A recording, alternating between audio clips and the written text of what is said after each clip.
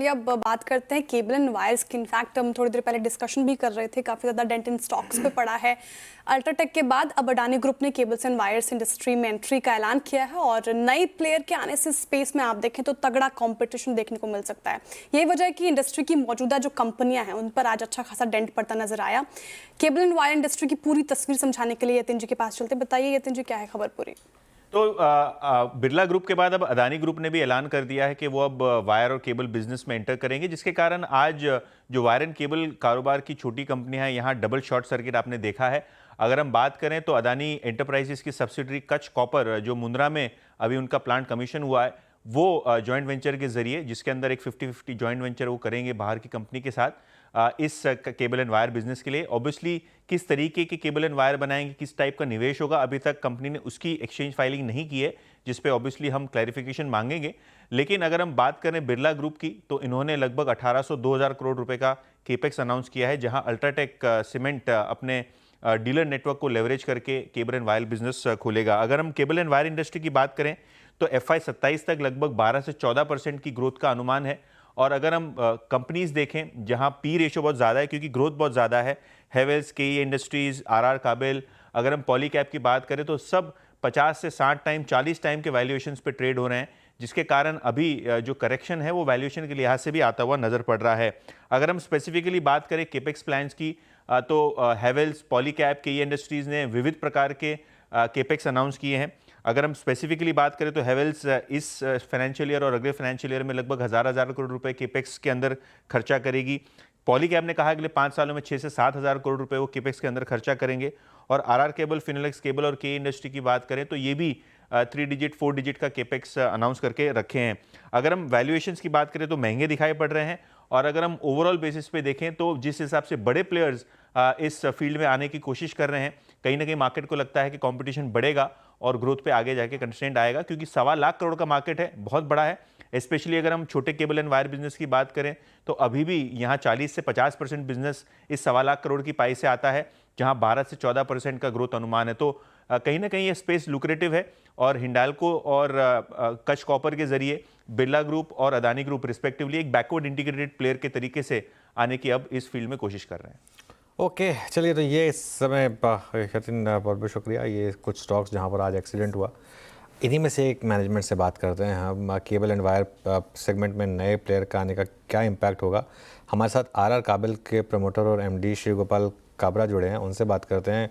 काबरा जी, good afternoon. अनुज बात कर रहा हूँ। क्या आपने तो खैर ऐसे कई कंपटीशन देखे हैं काबरा जी, इंडस्ट्री में इतने सालों से आपने ऑब्वियसली एक मुकाम हासिल किया है।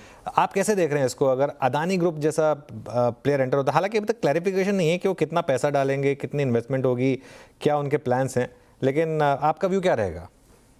देखिए, ये वही चीज हो रही है जैसे एक जमाने में रियल एस्टेट अनऑर्गेनाइज प्लेयर से ऑर्गेनाइज में हुआ, वैसे वायर केबल में कुछ हम लोग ऑर्गेनाइज प्लेयर बने और बड़े कॉर्पोरेट आने से ये मार्केट और मैच्योर होगा और इसमें इफेक्ट जो ज्यादा आना है वो अनऑर्गेनाइज प्लेयर को आएगा, क्योंकि अभी भी आप देखेंगे तो लगभग वायर में 35% और केबल में 30% अनऑर्गेनाइज सेक्टर है। बिल्कुल। तो आप कह रहे हैं कि बिल्कुल कोई इम्पैक्ट नहीं आएगा ऑर्गेनाइज प्लेयर पर, और आपको एक जैसे पेंट इंडस्ट्री का एग्जांपल दिया जाता है कि एशियन पेंट्स को एक बड़े प्लेयर की एंट्री पर भले तब भी ये बात कही गई थी कि अनऑर्गेनाइज सेगमेंट में इम्पैक्ट आएगा, लेकिन उनको अपने मार्जिन पर हिट लेना पड़ा। तो आपको अपने मार्जिन पर कोई हिट नहीं लेना पड़ेगा, आप ये मानते हैं? नहीं, बिल्कुल इतना फर्क नहीं पड़ेगा, थोड़ा सा मामूली कुछ हो जाए बात अलग, क्योंकि से पेंट इंडस्ट्रीज वायर केबल में देखना पड़ेगा। पेंट इंडस्ट्रीज में एक ही कंपनी एशियन पेंट, जिसका मार्केट शेयर 55 से 60% था। यहाँ हम लोग जो 5 बड़े प्लेयर मिलकर भी 45% के आसपास है। तो fight against one and fight against many, वो एक डिफरेंस आएगा हमेशा। क्या मैं सब एक चीज़ जानना चाहता हूँ मैं, जब भी ऐसा कोई स्ट्रॉन्ग प्लेयर किसी भी इंडस्ट्री में आने की बात करता है, फॉर इंस्टेंस आप ही क्यों, केबल एंड वायर्स, उसको अमूमन मार्केट कैप्चर करने में ऑर्गेनाइज सेगमेंट में कितना वक्त लगता है? और एक और चीज़ सर, अब आपको टेक्निकली आपके डिस्ट्रीब्यूशन नेटवर्क के साथ क्या बदलाव करना पड़ेगा, आप उसके लिए प्रिपेयर कितना है?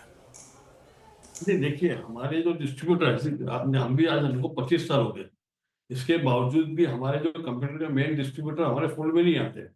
या हमारे डिस्ट्रीब्यूटर से हम भी आपस में एक दूसरे के डिस्ट्रीब्यूटर तो कोशिश पूरी करते हैं एक दूसरे का लें, लेकिन ये बिजनेस अभी भी जो है ना प्रोफेशनल प्लस ओनर ड्रिवन एक कॉम्बिनेशन है। आज भी यानी समझो ठीक है, मैं हमारी कंपनी तो बहुत प्रोफेशनल ज्यादा है, लेकिन फिर भी किसी डिस्ट्रीब्यूटर को तकलीफ होती है तो एक फोन करके हमको बात कर सकता है, मिल सकता है। हमारे ईयरली इवेंट होते हैं साल में 2 बार, उसमें हम मिलते हैं।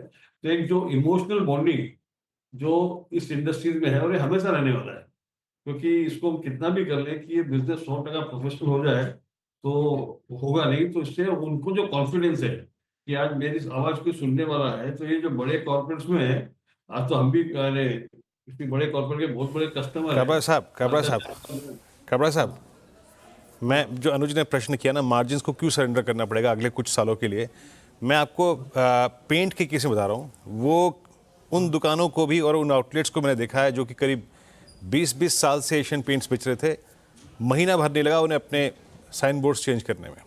तो आपको लगता है कि आपको एक सिंगल ब्रांड आउटलेट्स पे फोकस करना पड़ेगा थोड़ा सा, जो आप ही के ओपन हो और ऑपरेटेड हो? ऐसे में कुछ समय के लिए आपको अपने मार्जिन्स को सरेंडर करना पड़ेगा, क्या इसके लिए आप प्रिपेयर हैं थोड़ा सा?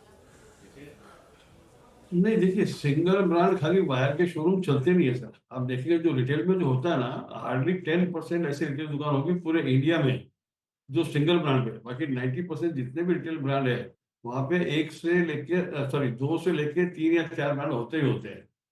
ये अरे या सिंगल ब्रांड वाला काम नहीं है इस बिजनेस में, रिटेल में। डिस्ट्रीब्यूशन लेवल पे यस वो होता है, पर रिटेल लेवल पे नहीं। काबरा जी, गुड आफ्टरनून, श्रेया बात कर रही हूँ। सर सवाल ये कि मार्केट शेयर को आप बचाने के लिए क्या प्राइसिंग कम करेंगे, यहाँ पे कोई स्ट्रैटेजी अपनाएंगे आप? नहीं, pricing basically more focus on demand generation जो सस्टेनेबल होगा। प्राइस कम करके मार्केट शेयर लेना तो हमने जो लेना था अपने जमाने में ले लिया, एक समझिए। तो अभी इसमें क्योंकि इतना भी कोई ज्यादा मार्जिन नहीं है, क्योंकि आप देखेंगे तो एवरेज जो मार्जिन सबका आता है, हमारा कम है, 6.5 से 10-11% तक आता है। तो इसमें मार्जिन कम करके कितना करेंगे? आधा टका समझो और मैक्सिमम कम कर सकते हैं, या आधा टका बढ़ सकता है, कॉस्ट में कुछ करके हम कर पाएंगे। लेकिन अभी पहली बात तो देखिए, दोनों को आने में भी 3 साल का टाइम है, क्योंकि इन्होंने एक अडानी का तो आईडिया भी नहीं क्या किया, अपना बिरला ने जरूर अनाउंस किया है। We also find from our source, उन्होंने अभी तक मशीनों के ऑर्डर दिए नहीं है। तो मशीनों की डिलीवरी भी जो है वो लगभग अपना 18 से लेकर 24 महीने की डिलीवरी है। काबरा साहब, एक और सवाल, अब कॉपर प्राइसेस भी बढ़ रहे हैं, तो ऐसे में क्या थोड़ा सा टफ हो रहा है आपके लिए? क्योंकि आप जितना मैं जानता हूँ आप एकदम बेस्ट क्वालिटी का कॉपर यूज़ करते हैं, और जिस तरीके से कॉपर प्राइसेस इंक्रीज़ हुए हैं, क्या थोड़ा सा इम्पैक्ट उसका भी आएगा आपके बिजनेस पर? नहीं, कॉपर प्राइस तो क्या होता है सर, हमारी जो इंडस्ट्री है ना इसमें ऐसा है लगभग कि जब तक 3% कॉपर के भाव बढ़ते हैं या 3% घटते हैं तब तक प्राइसेस चेंज नहीं होते हैं, वरना तुरंत उसके भाव के इफेक्ट होता है। जैसे अभी हमारा ये समझिए 3 दिन बाद 23 तारीख से नई प्राइस हमारी आ गई है, तो हम लोग 7 दिन पहले अनाउंस कर देते हैं कि हमारी नई प्राइस आ रही है, उस हिसाब से वो मार्केट में अप्लीकेबल होता है। और जो बड़े बड़े कॉन्ट्रैक्ट होते हैं वो एलएमई बेस्ड होते हैं, कॉपर बेस्ड होते हैं। तो दोनों मॉडल है रिटेल डिस्ट्रीब्यूशन में, we give 1 week time that we are increasing price, और जब भाव घटते हैं तो हम लोग पिछले 7 दिन का क्रेडिट नोट देते हैं। पूरी धारा चल रही है बरसों से। काबरा जी, लेकिन सर आपने माना नहीं अभी कि कंपटीशन का हिट आप झेलेंगे, लेकिन 3 साल आपने एक वक्त दिया है उनको कि वहाँ पे फिर कंपटीशन आता दिखेगा। तो ऐसे में क्या डोमेस्टिक मार्केट को छोड़कर आप एक्सपोर्ट पर फोकस करेंगे? क्या ये स्ट्रैटेजी आप अपनाएंगे? हमारा एक्सपोर्ट फोकस तो ही है। पहले से आप देखिए, we are the largest iron cable exporter, एकमात्र कंपनी है भारत में जिसके पास ग्लोबली कि जिसके पास 51 इंटरनेशनल अप्रूवल है। तो नेचुरली वहाँ हमारा फोकस पहले से ही था, अब थोड़ा और बढ़ जाएगा, क्योंकि हम जो क्वालिटी बना रहे हैं, जितने सारे अप्रूवल ले रहे हैं वो है हमारे पास, वैसे किसी के पास है नहीं। और उस प्रकार का एस्टेब्लिश करना, क्योंकि see we as a company very quality focus, और हमने इसीलिए आप देखेंगे कि डोमेस्टिक में भी हमारा जो पूरा प्रोडक्ट है वो 100% रीच कंप्लायंस है, आरओएस कंप्लायंस है। क्योंकि हमारा मानना है कि एक कंपनी में आपके 2 स्टैंडर्ड नहीं हो सकते हैं, कि आप लोकल के लिए माल 19-20 करिए और एक्सपोर्ट्स के लिए अच्छा बनाए। So that culture we got very high ethical culture and quality focus, और that's why our export growth is very good. और हमने वहां पर पूरा ब्रांड क्रिएट किया है, we are not white labelling नहीं कर रहे हैं हम लोग। बिल्कुल। तो काबरा जी, फिर ये माना जाए कि लेकिन अब अनऑर्गेनाइज्ड प्लेयर्स के लिए थोड़ी राह टफ हो जाएगी, जो स्ट्रॉन्गर प्लेयर्स हैं वही बचेंगे? यस सर, ये अभी ये साइकिल आ गया है कि इसमें अनऑर्गेनाइज प्लेयर जो है वो उनको बहुत फर्क पड़ा, क्योंकि क्या होगी सबकी साइज देखिए ना, अभी जैसे हमारा चलो 7-8 करोड़ है, कोई 10,000 करोड़ वाले, कोई 15,000 करोड़ वाले है, तो जो 100, 200, 300, 400 करोड़ का काम करते हैं उनके लिए और टफ हो जाएगा ये। हाँ, तो काबरा जी, फिर क्या आप भी अनऑर्गेनाइज मार्केट में कुछ छोटे प्लेयर्स को एक्वायर करने की सोचेंगे, एज एन अपॉर्चुनिटी देखेंगे इसे? नहीं सर, सी हमको चाहिए, हमसे कोई अच्छा ब्रांड जो है ही नहीं इंडिया में। जैसे अगर हम अच्छा ब्रांड लेके हम करेंगे क्या, ये बताइए, हम तकलीफ है क्योंकि और ब्रांड से ब्रांड बना के स्टेब्लिश किया है। जैसे हमने जो लुमिनस लिया था इलेक्ट्रिकल में, राइट, तो एक प्रीमियम ब्रांड था, तो हमको लेके फायदा है। हाँ, हाँ, नहीं बिल्कुल, ये बात तो आपने सही कही कि आपका ब्रांड सबसे अच्छा है और सबसे ज़्यादा एक डॉक्यूमेंटेड है। मतलब ये मैं नहीं कह रहा हूँ, ये रियल एस्टेट प्लेयर्स खुद कहते हैं, तो ऑब्वियसली फिर उसमें आप कोई और किसी को क्या ही लेंगे। सही कहा आपने। Thank you so much Kabra ji, अच्छा लगा आपसे बात करके as always. Thank you so much. चलिए, तो ये बात हुई आर काबिल की मैनेजमेंट से। आशीष चतुर्मोता हैं हमारे साथ। आशीष, इस गिरावट में खरीदेंगे क्या केबल एंड वायर स्टॉक्स, और अगर हाँ तो कौन सा स्टॉक खरीदेंगे? यार तो देखिए, बिल्कुल पहले अल्ट्राटेक का एक केपेक्स आया जहां पर पे मार्केट ने जब 1800 करोड़ के केपेक्स की बात अल्ट्राटेक ने की, तब एक गिरावट आई।